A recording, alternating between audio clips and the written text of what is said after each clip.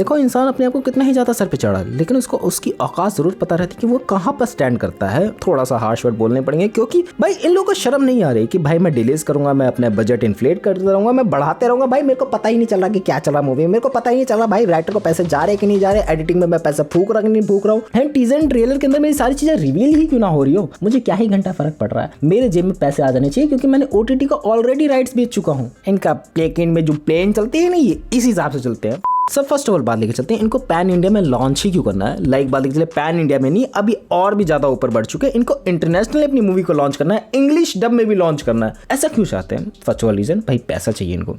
And second one reason कि भाई जो इंटरनेशनल ऑडियंस की मार्केट है ना, जो तुम लोग को देखेगी, इंडिया की ऑडियंस थोड़ी बहुत गरीब है, उस हिसाब से उनकी जो रेवेन्यू पर शेयर है जो कमाते हैं इंडिया के लोगों से, वो बहुत ही ज़्यादा कम है। लेकिन अगर वहाँ के लोग खरीदेंगे टिकट को, ओवरऑल GDP में भी ग्रोथ होगी इन द सेकंड हैंड। नहीं, ऐसा नहीं सोचते वो लोग, वो सोचते हैं कि भाई वहाँ से ज़्यादा पैसा आएगा। दैट वाज थिंग, जहाँ से ज़्यादा पैसा बटोरा जा सके उतना ही ज़्यादा हम लोग सुपीरियर बन सकते हैं। एंड जैसे साउथ इंडियन लोगों को पूजा जाता है, वैसे ही इंटरनेशनल मार्केट में भी पूजा जाए, क्योंकि इनको लगता है कि अगर इनकी जो भी थोड़ी बहुत मूवी है जो अच्छी चली गई है, वो और भी ज़्यादा ऊपर जा सकती है। अब मैं किसी एक मूवी को पर्टिकुलर टारगेट नहीं कर रहा हूँ, मैं सभी को कह रहा हूँ कि भाई सभी ये लोग चीज़ें सोच समझ के चल रहे हैं। लेकिन बॉलीवुड की इस बात में तारीफ करना चाहूँगा, उनको पता है कि भाई उनको कहाँ लॉन्च करना है, उनको पैन इंडिया लॉन्च करना है, उनको इंटरनेशनली लॉन्च करना है। क्योंकि एक बंदे को उसकी औकात पता लग जाती है कि भाई मैं वहाँ नहीं जा सकता हूँ, तो मैं उस जगह को ना टच भी नहीं करूँगा। एंड इस बात के लिए यश भाई को तो भाई सल्यूट है दिल से, सल्यूट है भाई दिल से कि भाई कर रहा है बंदा अपनी तरफ से एफर्ट। अब मैं इनको बुरा एफर्ट कर, अच्छा एफर्ट। भाई यश भाई आपने बहुत अच्छी मूवी बनाई है, मैं आपके साथ हूँ, मैं आपके लिटरली बहुत ज़्यादा साथ हूँ कि भाई या कुछ भी बनाया आपने, लेकिन देखने में मज़ा आ रहा है।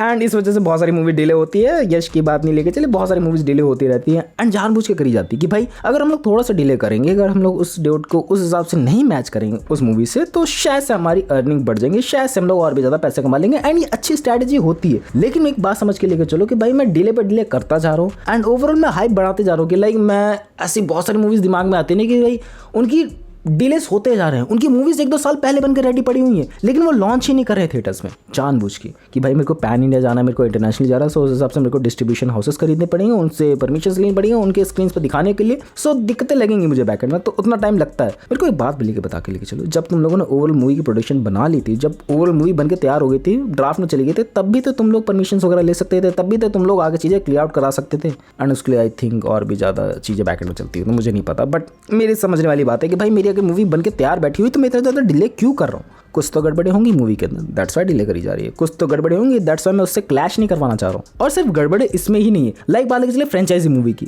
भाई वही सीक्वल्स पे सीक्वल रिपीट होते जा रहे हैं एंड सीक्वल्स पे सीक्वल रिपीट होने में कोई भी गड़बड़ी वाली बात नहीं है, बट वो इंप्लीमेंट नहीं हो पा रहा। इंप्लीमेंट इस तरीके से नहीं हो रहा, मेरे को नहीं अच्छा हो रही कि भाई मैं तुम्हारी अगली मूवी जाके देखूँ, क्योंकि तुम्हारी इसी मूवी ने मुझे सेटिस्फाई नहीं करा। एंड तुम लोग एंड क्रेडिट सीन इस हिसाब से क्रेडिट देके जाते हो ना कि भाई आगे और भी मूवीज आएंगी इस हिसाब से, मस्ती 4 आई तो मस्ती 5 भी आएगी। वाओ यार वाओ भाई, इतना करेज लाते कहाँ से तुम लोग। मैं मान के लेके चला हूँ भाई फ्रेंचाइजी मूवी चलेंगी। फ्रेंचाइजी मूवी का जो भी डिस्ट्रीब्यूशन वाले लफड़े चल रहे हैं, तुम लोगों को पता है हेरा फेरी 3 का लफड़ा चल रहा है कि भाई वो बनेगी कि नहीं बनेगी। तुम लोगों को पता है ये जो वेलकम टू द जंगल आई है, मतलब लॉट ऑफ मूवी के लफड़े चलते रहते हैं, किसके पास राइट्स है, किस हिसाब से मूवी बनानी चाहिए, भूल भुलैया का एग्जाम्पल आता है, तो वो डिले चलते रहते हैं एंड पता नहीं लगता किसके पास राइट्स है किसके पास नहीं है। उस हिसाब से तुम लोगों को नाम बदल के मूवीज लानी पड़ते हैं एंड तुम लोग सोचते हो उसका सीक्वल है, अच्छी ही मूवीज काइंड ऑफ प्रोड्यूस होंगी, बट नहीं, देखने लायक ही नहीं बनेगी। एंड अगर देखने लायक बनेगी भी ना मूवी, सो उन चंक ऑफ ऑडियंस के लिए बनेगी कि भाई जिन्होंने मूवी कम देखी है, जिनको पता ही नहीं है सिनेमा होता क्या, जिनको सिर्फ इतना है कि भाई हाँ हम लोग कभी साल दर साल में एक बार मूवी देख के आ गए, कभी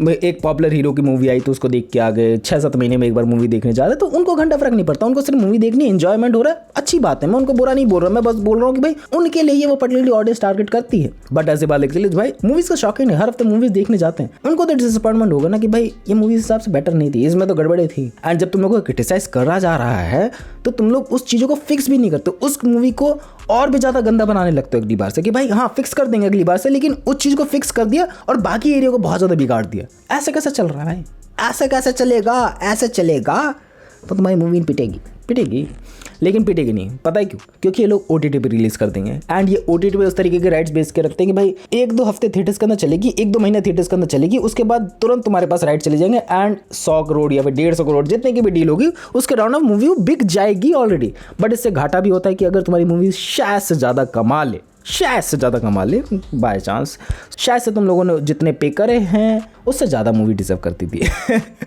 बट कुछ काइंड ऑफ चंक ऑफ वो ऑडियंस होती है, लाइक सैयारा वाली की बात लेके चले तो वो है उस एरिया में बिलोंग करती है। ऐसी मूवीज़ भी बनाओ तो चलेगा भाई, मूवी कमा तो रही है, गालियाँ भी पड़ रही है, कमा भी रही है, इतनी बेकार तो बनाओ नहीं, उनके बस का वो भी नहीं रहा। एंड बात लेके चले लोग इस तरीके से इसलिए भी रिलाई नहीं करते क्योंकि चाहिए स्टार पावर। तुम मानो या ना मानो, अभी भी अगर शाहरुख खान की मूवी लगेगी, कोई भी नई मूवी आएगी, लोग उसको आंख बंद करके खरीदेंगे। डेफिनेटली टिकट हाउसफुल होंगी क्योंकि शाहरुख खान की मूवी है, स्टार पावर चलता है। एंड साउथ इंडस्ट्री के बाद लेके चले तो वहाँ तो भाई अलग ही लेवल का पावर चलता है। मैं आज वही वीडियो बनाने वाला था कि साउथ इंडस्ट्री में किस लेवल की पूजा करी जाती है बंदों की। थोड़ा सा वो गड़बड़े हो रही है मेरे बैकएंड में, OBS चल नहीं रहा है, ऑडियो आ नहीं रही है, कैप्चर हो नहीं रहा है। मैंने कहा दूसरी वीडियो शूट करते हैं, छोड़ पहाड़ में जाए, वीडियो आज तो बना के ही रहूँगा, इतना डिले हो रहा है। तो मैं बोल रहा था कि भाई हाँ, स्टार पावर के बदौलत ही बहुत ज़्यादा पैसे कमाए जा सकते हैं, बट ऐसी बात नहीं है स्टार पावर के बदौलत ही हम लोगों को टिके रहना होगा। लो बजट एक्टर्स को कास्ट कर सकते हो, ऐसी बात नहीं है कि भाई लोगों के बजट बहुत ज़्यादा 100-150 करोड़ रुपए तक पहुंचे हुए हैं। कम बजट वाले एक्टर्स भी है जो बहुत ही ज़्यादा लो बजट पे भी काम करने के लिए तैयार बैठे हुए हैं, बस उनको बेटर स्क्रिप्ट ला के देने की देरी है कि भाई ये स्क्रिप्ट हम लोगों ने कभी देखी नहीं है। एंड उस चीज़ की देरी के लिए बहुत ही कम डायरेक्टर हैं, बहुत ही कम स्क्रिप्ट राइटर जो अच्छी तरीके से उस चीज़ को पुल ऑफ कर पा रहे हैं। We have the example of Sandeep Reddy, Vanga, Aditya Dhar, जो पैटर्न मूवीज प्रोड्यूस तो कर रहे हैं बट उनको हेट भी उस लेवल तक का मिल रहा है, उनको बॉयकॉट भी करा जा रहा है। मतलब 10 तरीके की चीज़ें बैकएंड हो रही है। तुम एक अच्छा काम करोगे तो 10 लोग गालियाँ देंगे। एंड अगर तुम लोग स्टार पावर को ले रहे हो, ओवरऑल तुम्हारा बजट एग्जॉस्ट हो चुका वहीं पर, भाई तुम्हारा बजट वहीं पर खलास हो गया। तुम लोगों को कहीं और सोचने की दिक्कत ही नहीं कि भाई मैं स्क्रिप्ट राइटर को पैसे दूंगा, मैं VFX वाले को पैसे दूंगा, मैं कहाँ दूंगा पैसे। एंड इस वजह से बजट मिसमैनेज होता है। एंड 200-300 करोड़ रुपए पहुंचाना बहुत ही ज़्यादा नॉर्मल लगता है भाई। 200-300 करोड़ रुपए बस सोच के देखो कितना ज़्यादा नंबर बड़ा होता है, लाइफ सेट हो जाएगी किसी की तो।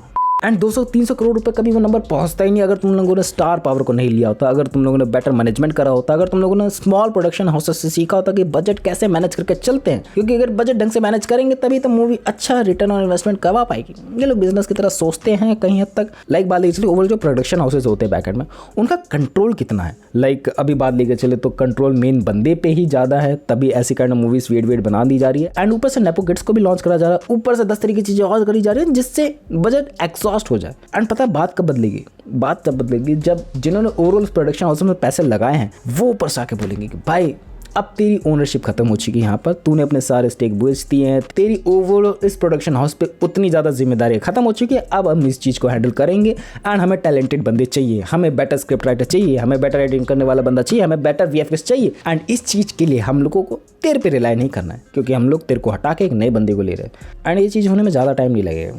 मैक्सिमम टू मैक्सिमम अगर ऐसी मूवीज़ बनती रही भाई क्या ही कमाल होगा। एक टाइम पे तो रिवोल्यूशनरी चीज़ें आएंगी बट उसका हम लोग वेट कर सकते हैं। तब तक हम लोग क्या करेंगे भाई, हॉलीवुड को देखेंगे। बट वहाँ पर भी काइंड ऑफ बेटर मूवीज़ नहीं बन रही, मैंने सुनने में आया है। मैं पुरानी मूवीज़ देख को काम चला रहा हूँ, जिस दिन वो मूवीज़ खत्म होंगी तुम लोग को बता दूंगा मैं किस तरह शूट हुआ, क्या मूवीज़ तुम लोग को देखनी चाहिए। बाकी गर्मी ने हाल बेहाल कर रखा था। तुम्हारे यहाँ क्या हाल चाल है पता ना। And what can I improve it, बहुत सारी चीज़ें लग रहा है इम्प्रूवमेंट के लिए। सजेशन नहीं मांग रहा हूँ,